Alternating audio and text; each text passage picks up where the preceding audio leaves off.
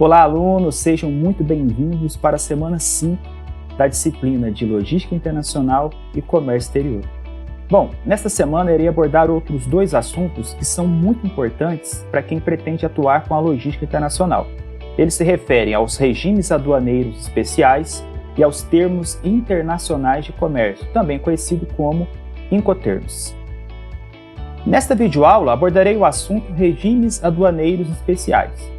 Bom, os regimes aduaneiros especiais são ferramentas importantes, pois permitem a redução ou a isenção de tributos nas atividades de importação ou exportação de mercadorias, contribuindo para o aumento da competitividade das empresas no mercado global. Entre os principais regimes aduaneiros especiais temos o drawback, a admissão temporária, a exportação temporária, o RECOFF, o entreposto aduaneiro, dentre outros. Cada um desses regimes possui suas próprias características e requisitos, o que exige dos profissionais de logística um conhecimento aprofundado para a correta utilização dessas ferramentas como estratégia empresarial. Nesta videoaula, eu darei maior ênfase ao regime de drawback, que é um dos regimes aduaneiros mais utilizados pelas empresas brasileiras que atuam no mercado exterior. O drawback permite a suspensão ou a isenção de tributos em mercadorias destinadas à exportação, contribuindo para a redução de custo e aumento da competitividade das empresas no mercado global. Ao final desta videoaula, eu espero que vocês tenham uma visão geral dos principais regimes aduaneiros, em especial ao regime do drawback, e que serão capazes de avaliar as possibilidades de utilização destes regimes nas operações de logística, de forma muito mais estratégica para a competitividade das empresas. Então, muita atenção aos conceitos apresentados e solta a vinheta!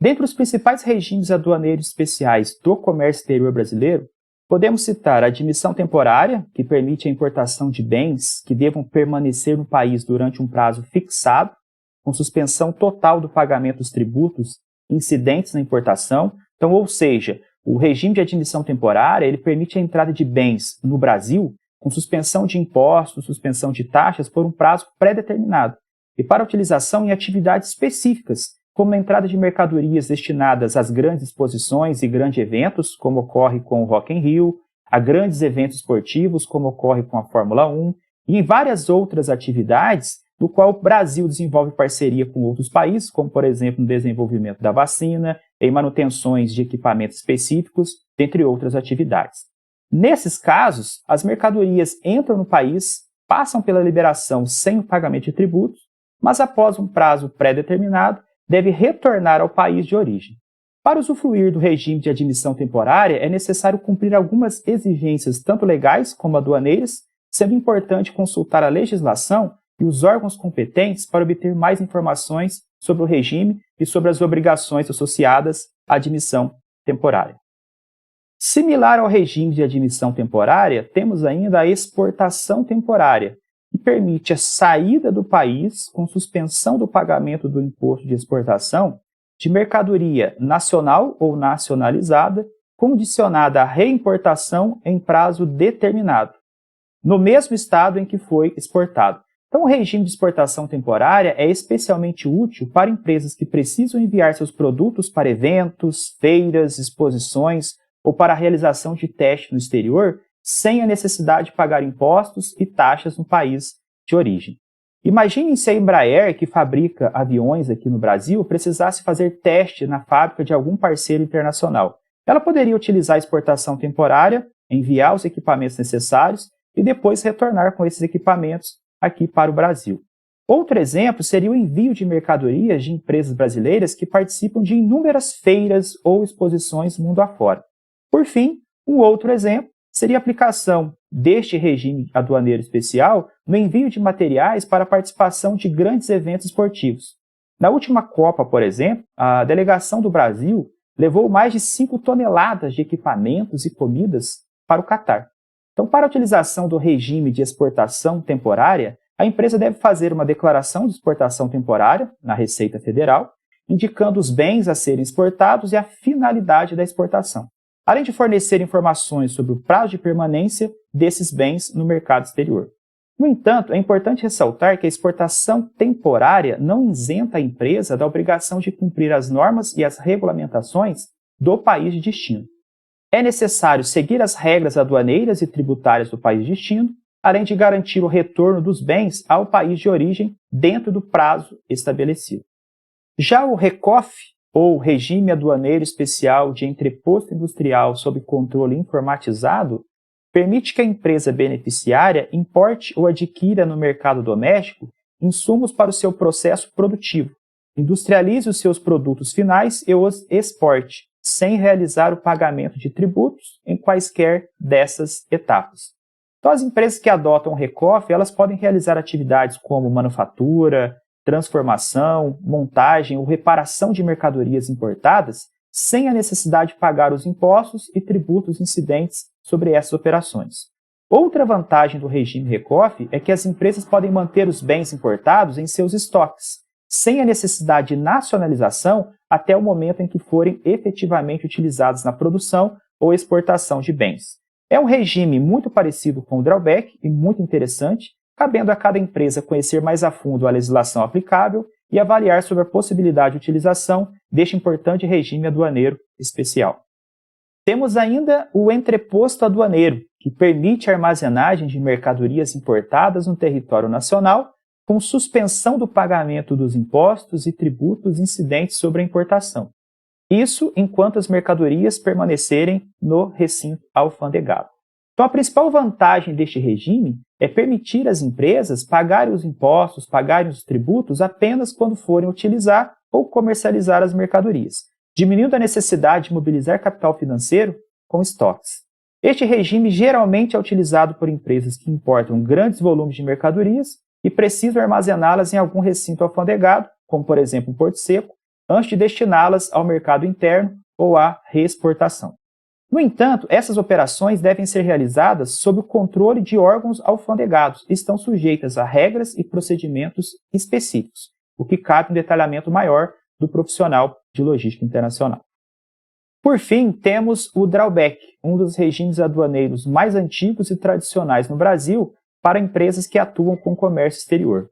O drawback possibilita importações desoneradas de tributos vinculadas a um compromisso de exportação. É o mecanismo aduaneiro que permite a importação de matérias-primas, produtos intermediários e outros insumos com suspensão ou isenção de tributos, desde que sejam utilizados na produção de bens destinados à exportação. Isso significa que as empresas que operam no regime de drawback podem importar insumos com redução ou isenção de impostos, desde que utilize esses insumos na produção de bens que serão exportados.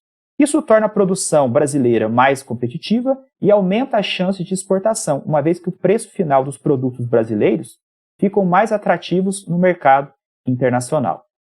O regime de drawback pode impactar na suspensão ou isenção dos seguintes tributos: o imposto de importação, o II, imposto sobre produtos industrializados, conhecido como IPI, imposto sobre operações relativas à circulação de mercadorias e sobre prestação de serviços, ICMS, Programa de Integração Social, PIS, e a Contribuição para o Financiamento da Seguridade Social, COFINS, adicional ao frete para renovação da marinha mercante, no caso de modal marítimo, e dispensa do recolhimento de taxas que não correspondam à efetiva contraprestação de serviços nos termos da legislação vigente. Vejamos alguns exemplos sobre a importância do regime aduaneiro de drawback. Imagine uma empresa do setor alimentício que utiliza farinha de milho na produção de outros produtos destinados à exportação. Então, fazendo a importação dessa mercadoria, a empresa pagaria 8% referente a imposto de importação, 2,10% referente a PIS, 9,65% referente a COFINS. Então, só na importação, a empresa economizaria 19,75% apenas considerando os tributos federais, uma vez que o simulador NCM, o Siscomex, ele não considera aqui no cálculo valores de ICMS, uma vez que cada estado vai ter uma alíquota própria. Então, considerando apenas os tributos federais, utilizando o regime de drawback, caso a mercadoria esteja condicionada à exportação, a economia seria de 19,75%. Se a empresa optasse por comprar a farinha de milho no mercado interno, essa economia seria de 11,75%, referente aos valores de PIS e COFINS, uma vez que, não sendo importada a mercadoria, não haveria cobrança do imposto de importação. Então, olha a relevância de utilização do regime de drawback na redução de custo e aumento da competitividade do produto brasileiro no mercado internacional. Vejamos outro exemplo. Aqui temos um outro produto muito comum no dia a dia das empresas, principalmente empresas de manufatura, que se refere a materiais têxteis referente a revestimento sintético, muito utilizado na produção de automóveis, móveis de casa, dentre outros produtos. Nesse caso, a empresa, importando esses materiais ou esses insumos de algum país, ela pagaria 35% referente a imposto de importação, 6,5% referente a IPI, 2,10% referente a PIS, 10,65% referente a COFINS. Utilizando o regime de drawback, ela poderia economizar apenas com tributos federais, então sem considerar o ICMS, que é um tributo estadual, 56,53% apenas com tributos. Caso optasse por adquirir esse insumo no mercado interno, a economia seria de 21,53%, que é o somatório do IPI, PIS e COFINS, uma vez que não haveria cobrança de imposto de importação, já que a mercadoria seria do mercado interno. Imagine agora uma montadora que importa ou adquire chassi para a produção de automóveis.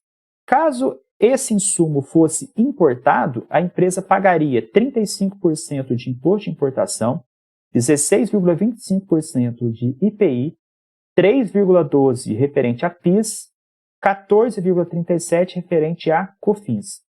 Então, somando todos os tributos federais, essa empresa pagaria 74,73% apenas com tributos federais. Se utilizasse o regime de drawback, poderia ficar isento ou poderiam ser suspensos o pagamento desses valores.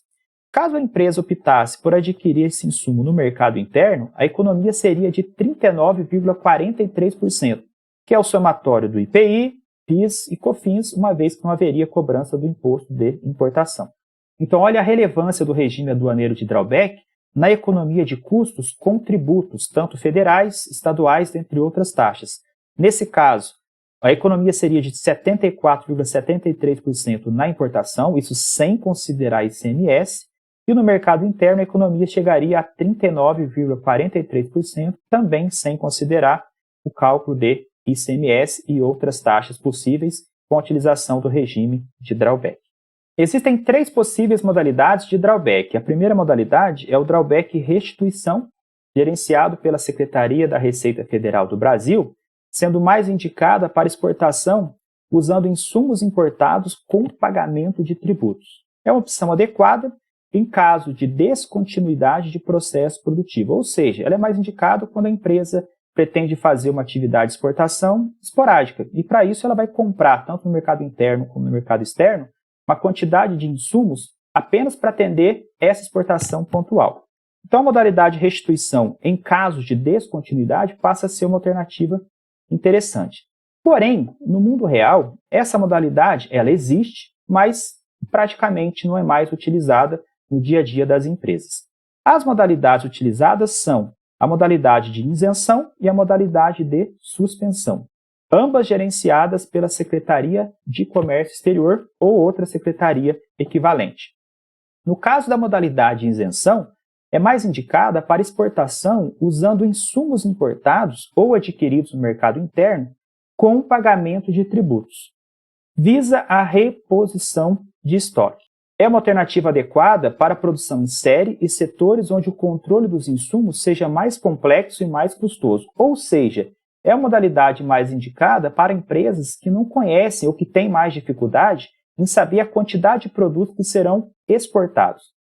Já a modalidade de suspensão se refere à importação ou compra no mercado interno com suspensão de tributos e compromissos de uso em futura exportação, mais indicada para empresas que têm uma relação de confiança quanto à produção e exportação futura. Então, se a empresa já conhece, já é previsível a quantidade de produtos que ela vai exportar, já tem contratos estabelecidos com outros países, com outros parceiros internacionais, nesse caso a modalidade de suspensão é muito mais atrativa, porque ela não precisa nem pagar o imposto na compra anterior. Ela pode já suspender os tributos, suspender as taxas no ato da compra. Então, sendo uma modalidade mais interessante em termos de redução de custo e controle do fluxo de caixa da empresa.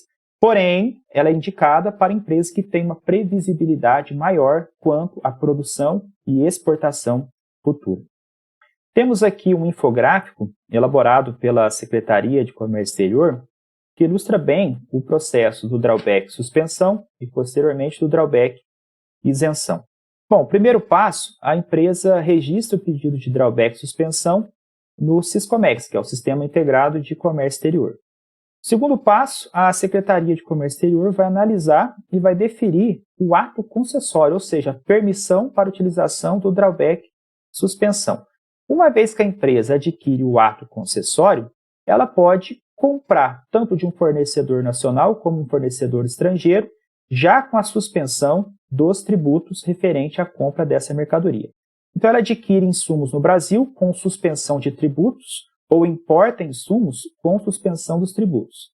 Depois, ela recepciona esses insumos e industrializa esses insumos na produção de outros bens destinados à exportação. Faz a exportação dos produtos de forma direta ou indireta, comunica isso na Declaração Única de Exportação, finaliza a venda para os clientes no exterior e envia a comunicação para a Secretaria de Comércio Exterior, que vai atestar a conformidade da operação, encerrando assim o ato concessório da suspensão de tributos tanto no mercado interno como no mercado externo. Já o regime de drawback isenção é um pouco diferente. Então, primeiro, a futura empresa beneficiária do ato concessório importa ou adquire insumos no Brasil com o recolhimento de tributos, tanto de um fornecedor nacional como de um fornecedor estrangeiro. Recebe os insumos e industrializa os produtos destinados à exportação. Faz a comunicação via Declaração Única de Exportação, tanto de forma direta ou indireta para o mercado exterior. A empresa, então, registra o pedido de drawback isenção no Siscomex para repor insumos proporcionais à quantidade declarada sem o recolhimento de tributos. Caso a Secretaria de Comércio Exterior ateste a conformidade da operação de drawback, ocorre o deferimento do ato concessório, permitindo à empresa adquirir novos insumos para repor o estoque em compras futuras. Então, a empresa, mediante o ato concessório, pode comprar de um fornecedor nacional ou de um fornecedor estrangeiro, isento de tributos proporcionais à quantidade declarada em compra anterior. Em termos de abrangência, o regime de drawback permite o beneficiamento da produção. Então, quando a empresa aperfeiçoa o funcionamento, a utilização, o acabamento ou a aparência do produto. Então, exemplo, a empresa pode importar o tecido cru, fazer o beneficiamento do tecido cru e exportar o tecido tinto, utilizando assim o regime de drawback. Transformação, tanto de matéria-prima ao produto intermediário, gerando um novo bem. Então, exemplo, a empresa pode importar o tecido tinto, transformar esse tecido tinto em camisetas e exportar a camiseta. Montagem de produto, peças ou partes que resulte em um novo produto ou unidades autônomas. Então, exemplo, a empresa pode importar chassi, importar roda, importar motor, fazer a montagem do automóvel e exportar o automóvel, utilizando o regime de drawback para redução de custos. Renovação ou recondicionamento de produto usado ou parte de produto deteriorado ou inutilizado, a renovação ou restauro do produto para utilização. Então, a empresa pode, por exemplo, importar peças de reposição, fazer a manutenção, por exemplo, de motores e exportar esse motor em funcionamento. E, por fim, acondicionamento ou reacondicionamento, quando a empresa altera a apresentação do produto pela colocação de embalagem, exceto quando a embalagem for destinada exclusivamente ao transporte. Então, por exemplo, a empresa pode comprar aqui um saco de café já processado, pegar esse saco de café lá com 50 quilos e fazer o reacondicionamento desse produto em várias embalagens destinado ao varejo. Então, nesse exemplo, a nova embalagem não seria apenas para o transporte, mas para o consumo, envolvendo novas formas de acondicionamento do produto final.